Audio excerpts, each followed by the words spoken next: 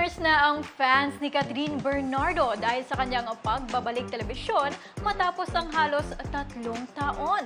At this time nga, makakasama niya rin sa isang TV talent show ang umano'y kanyang bagong ka-love team. Chikang umaabante mula kay Mildred Amistad Bacud. Excited na ngayon ang fans ni Catherine Bernardo sa pagbabalik nito sa telebisyon. Makalipas kasi ang halos 3 taon, mapapanood na ulit ang kapamilya star na mauupong isa sa power judges sa pagbabalik ng Pilipinas Got Talent. Huling napanood si Kat noong 2022 sa serial nila na Too Good to Be True ng ex na si Daniel Padilla.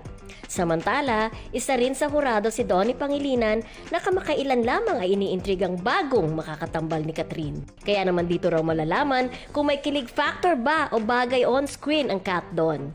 Una na ngang nagpaubaya ang Don Bell fans at sinabing support pa rin naman nila ang aktor kung ano man ang kanyang bagong tatahakin. Ako, si Mildred Amistad Bacud, ang showbiz kafanay ng Abante Radio.